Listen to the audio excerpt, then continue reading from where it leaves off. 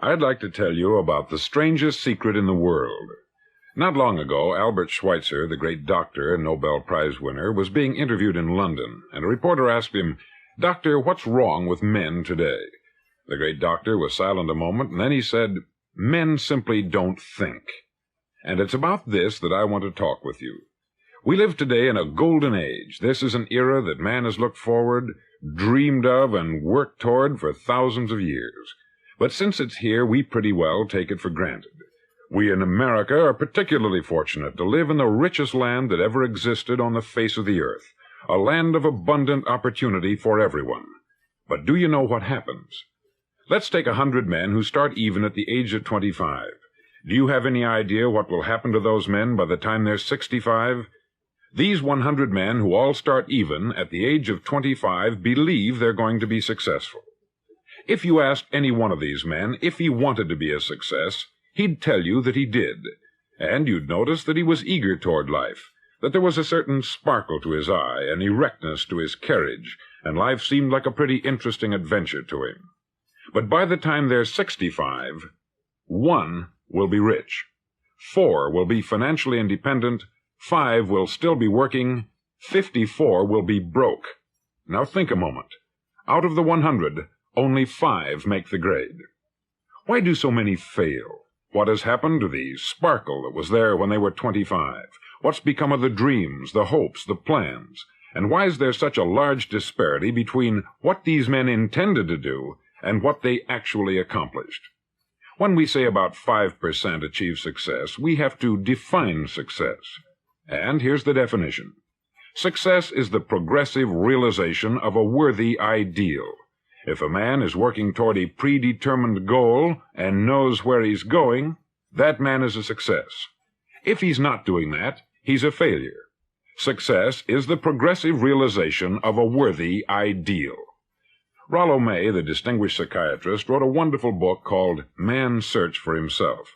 And in this book he says, "The opposite of courage in our society is not cowardice, it is conformity."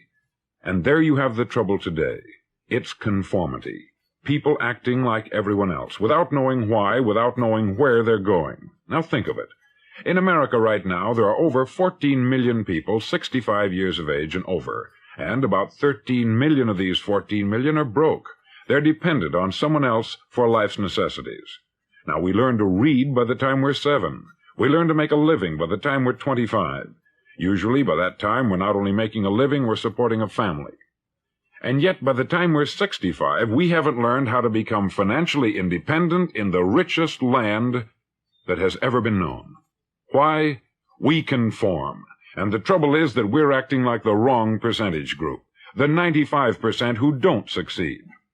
Now, why do these people conform? Well, they don't know, really. These people believe that their lives are shaped by circumstances, by things that happen to them, by exterior forces. They're outer-directed people. A survey was made one time that covered a lot of men, working men, and these men were asked this question: why do you work? Why do you get up in the morning? 19 out of 20 had no idea. If you ask them, they'll say, everyone goes to work in the morning. And that's the reason they do it, because everyone else is doing it. Now let's get back to our definition of success. Who succeeds? The only man who succeeds is the man who is progressively realizing a worthy ideal. He's the man who says, I'm going to become this, and then begins to work toward that goal. I'll tell you who the successful people are. A success is the school teacher who's teaching school because that's what she wanted to do. The success is the woman who's a wife and mother because she wanted to become a wife and mother and is doing a good job of it. The success is the man who runs the corner gas station because that's what he wanted to do. The success is the successful salesman who wants to become a top-notch salesman and grow and build with his organization. A success is anyone who is doing deliberately a predetermined job because that's what he decided to do deliberately. But only 1 out of 20 does that. That's why today there isn't really any competition, unless we make it for ourselves. Instead of competing, all we have to do is create. Now, for 20 years, I looked for the key which would determine what would happen to a human being. Was there a key I wanted to know which would make the future a promise that we could foretell to a large extent? Was there a key that would guarantee a person's becoming successful if he only knew about it and knew how to use it? Well, there is such a key, and I've found it. Have you ever wondered why so many men work so hard and honestly without ever achieving anything in particular, and others don't seem to work hard and yet seem to get everything? They have the magic touch. You've heard them say that about someone. Everything he touches turns to gold. And have you ever noticed that a man who becomes successful tends to continue to become successful, and on the other hand, have you noticed how a man who is a failure tends to continue to fail? It's because of goals. Some of us have them, some don't. People with goals succeed because they know where they're going. Now think of a ship leaving a harbor, and think of it with the complete voyage mapped out and planned. The captain and crew know exactly where it's going and how long it will take. It has a definite goal. 9,999 times out of 10,000 it will get to where it started out to get. Now let's take another ship, just like the first, only let's not put a crew on it, or a captain at the helm. Let's give it no aiming point, no goal, no destination. We just start the engines and let it go. I think you'll agree with me that if it gets out of the harbor at all, it will either sink or wind up on some deserted beach a derelict. It can't go any place because it has no destination and no guidance. It's the same with a human being. Take the salesman, for example. There is no other person in the world today with the future of a good salesman. Selling is the world's highest paid profession, if we're good at it, and if we know where we're going. Every company needs top-notch salesmen, and they reward those men. The sky is the limit for them. But how many can you find? Someone once said, "The human race is fixed, not to prevent the strong from winning, but to prevent the weak from losing." The American economy today can be likened to a convoy in time of war. The entire economy is slowed down to protect its weakest link, just as the convoy had to go at the speed that would permit its slowest vessel to remain in formation. That's why it's so easy to make a living today. It takes no particular brains or talent to make a living and support a family today, so we have a plateau of so-called security, if that's what a person's looking for. But we do have to decide how high above this plateau we want to aim for. Now let's get back to the strangest secret in the world, the story that I wanted to tell you today. Why do men with goals succeed in life, and men without them fail? Well, let me tell you something which, if you really understand it, will alter your life immediately. If you understand completely what I'm going to tell you from this moment on, your life will never be the same again. You'll suddenly find that good luck just seems to be attracted to you. The things you want just seem to fall in line. And from now on, you won't have the problems, the worries, the gnawing lump of anxiety that perhaps you've experienced before. Doubt, fear, well, they'll be things of the past. Here's the key to success, and the key to failure. We become what we think about. Now let me say that again. We become what we think about. Throughout all history, the great wise men and teachers, philosophers and prophets have disagreed with one another on many different things. It is only on this one point that they are in complete and unanimous agreement. Listen to what Marcus Aurelius, the great Roman emperor, said. He said, "A man's life is what his thoughts make of it." Disraeli said this, "Everything comes if a man will only wait. I have brought myself by long meditation to the conviction that a human being with a settled purpose must accomplish it, and that nothing can resist a will that will stake even existence for its fulfillment." Ralph Waldo Emerson said this, "A man is what he thinks about all day long." William James said, "The greatest discovery of my generation is that human beings can alter their lives by altering their attitudes of mind." And he also said, "We need only in cold blood act as if the thing in question were real, and it will become infallibly real by growing into such a connection with our life that it will become real. It will become so knit with habit and emotion that our interest in it will be those which characterize belief." He also said this, "If you only care enough for a result, you will almost certainly attain it. If you wish to be rich, you will be rich. If you wish to be learned, you will be learned. If you wish to be good, you will be good. Only you must then really wish these things, and wish them exclusively, and not wish at the same time 100 other incompatible things just as strongly. In the Bible you read, in Mark 9:23, "If thou canst believe, all things are possible to him that believeth." Dr. Norman Vincent Peale said this, "This is one of the greatest laws in the universe. Fervently do I wish I had discovered it as a very young man. It dawned upon me much later in life, and I've found it to be one of the greatest, if not my greatest discovery, outside of my relationship to God. And the great law, briefly and simply stated, is that if you think in negative terms, you'll get negative results. If you think in positive terms, you will achieve positive results. That is the simple fact, which is at the basis of an astonishing law of prosperity and success. In 3 words, believe and succeed." William Shakespeare put it this way, "Our doubts are traitors, and make us lose the good we oft might win, by fearing to attempt." George Bernard Shaw said, "People are always blaming their circumstances for what they are. I don't believe in circumstances. The people who get on in this world are the people who get up and look for the circumstances they want, and if they can't find them, make them." Well, it's pretty apparent, isn't it? And every person who discovered this for a while believed that he was the first one to work it out. We become what we think about. Now, it stands to reason that a person who's thinking about a concrete and worthwhile goal is going to reach it, because that's what he's thinking about. And we become what we think about. Conversely, the man who has no goal, who doesn't know where he's going, and whose thoughts must therefore be thoughts of confusion and anxiety and fear and worry, becomes what he thinks about. His life becomes one of frustration, fear, anxiety, and worry. And if he thinks about nothing, he becomes nothing. Now, how does it work? Why do we become what we think about? Well, I'll tell you how it works as far as we know. Now, to do this, I want to tell you about a situation that parallels the human mind. Suppose a farmer has some land, and it's good, fertile land. Now, the land gives the farmer a choice. He may plant in that land whatever he chooses. The land doesn't care. It's up to the farmer to make the decision. Now, remember, we're comparing the human mind with the land, because the mind, like the land, doesn't care what you plant in it. It will return what you plant, but it doesn't care what you plant. Now let's say that the farmer has 2 seeds in his hand. One is a seed of corn, the other is nightshade, a deadly poison. He digs 2 little holes in the earth, and he plants both seeds, one corn, the other nightshade. He covers up the holes, waters, and takes care of the land, and what will happen? Invariably, the land will return what is planted.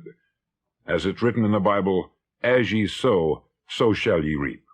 Remember, the land doesn't care. It will return poison in just as wonderful abundance as it will corn. So up come the 2 plants, one corn, one poison. Now, the human mind is far more fertile, far more incredible and mysterious than the land, but it works the same way. It doesn't care what we plant. Success, failure. A concrete, worthwhile goal, or confusion, misunderstanding, fear, anxiety, and so on. But what we plant, it will return to us. You see, the human mind is the last great unexplored continent on the earth. It contains riches beyond our wildest dreams. It will return anything we want to plant. Now you might say, well, if that's true, why don't people use their minds more? Well, I think they've figured out an answer to that too. Our mind comes as standard equipment at birth. It's free, and things that are given to us for nothing we place little value on. Things that we pay money for, we value. The paradox is that exactly the reverse is true. Everything that's really worthwhile in life came to us free. Our mind, our soul, our body, our hopes, our dreams, our ambitions, our intelligence, our love of family and children and friends. All these priceless possessions are free, but the things that cost us money are actually very cheap and can be replaced at any time. A good man can be completely wiped out and make another fortune. He can do that several times. Even if our home burns down, we can rebuild it. But the things we got for nothing, we can never replace. The human mind isn't used merely because we take it for granted. Familiarity breeds contempt. It can do any kind of job we assign to it, but generally speaking, we use it for little jobs instead of big important ones. Universities have proved that most of us are operating on about 10% of our abilities. Decide now, what is it you want? Plant your goal in your mind. It's the most important decision you'll ever make in your entire life. Do you want to be an outstanding salesman, a better worker at your particular job? Do you want to go places in your company, in your community? All you've got to do is plant that seed in your mind. Care for it. Work steadily toward your goal, and it will become a reality. It not only will, there's no way that it cannot. You see, that is a law, like the laws of Sir Isaac Newton, the laws of gravity. If you get on top of a building and jump off, you'll always go down. You'll never go up. And it's the same with all the other laws of nature. They always work. They're inflexible. Think about your goal in a relaxed, positive way. Picture yourself in your mind's eye as having already achieved this goal. See yourself doing the things you will be doing when you've reached your goal. Ours has been called the phenobarbital age, the age of ulcers and nervous breakdowns.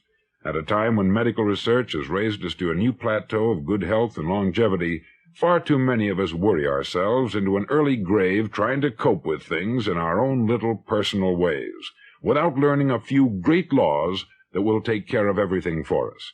These things we bring on ourselves through our habitual way of thinking. Every one of us is the sum total of his own thoughts. He is where he is because that is exactly where he really wants to be, whether he'll admit that or not. Each of us must live off the fruit of his thoughts in the future, because what you think today and tomorrow, next month and next year, will mold your life and determine your future. You're guided by your mind. I remember one time I was driving through Arizona, and I saw one of those giant earth-moving machines roaring along the road at about 35 miles an hour with what looked like 20 tons of dirt in it, a tremendous, incredible machine, and there was a little man perched way up on top with the wheel in his hands guiding it. And as I drove along, I was struck by the similarity of that machine to the human mind. Just suppose you're sitting at the controls of such a vast source of energy. Are you going to sit back and fold your arms and let it run itself into a ditch? Or are you going to keep both hands firmly on the wheel and control and direct this power to a specific, worthwhile purpose? It's up to you. You're in the driver's seat. You see, the very law that gives us success is a two-edged sword. We must control our thinking. The same rule that can lead a man to a life of success, wealth, happiness, and all the things he's ever dreamed of for himself and his family, that very same law can lead him into the gutter. It's all in how he uses it, for good or for bad. This is the strangest secret in the world. Now, why do I say it's strange, and why do I call it a secret? Actually, it isn't a secret at all. It was first promulgated by some of the earliest wise men, and it appears again and again throughout the Bible. But very few people have learned it, understand it. That's why it's strange, and why, for some equally strange reason, it virtually remains a secret. I believe that you could go out and walk down the main street of your town and ask one man after another what the secret of success is, and you probably wouldn't run into one man in a month who could tell you. Now, this information is enormously valuable to us, if we really understand it and apply it. It's valuable to us not only for our own lives, but the lives of those around us, our family, employees, associates, and friends. Life should be an exciting adventure. It should never be a bore. A man should live fully, be alive. He should be glad to get out of bed in the morning. He should be doing a job he likes to do because he does it well. One time I heard Grove Patterson make a speech, the editor-in-chief of the Toledo Daily Blade, and as he concluded his speech, he said something that I've never forgotten. He said something like this: "My years in the newspaper business have convinced me of several things, among them that people are basically good, and that we came from someplace, and we're going someplace. So we should make our time here an exciting adventure.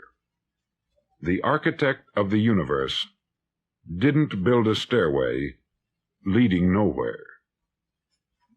And the greatest teacher of all, the carpenter from the plains of Galilee, gave us the secret time and time again. As ye believe, so shall it be done unto you."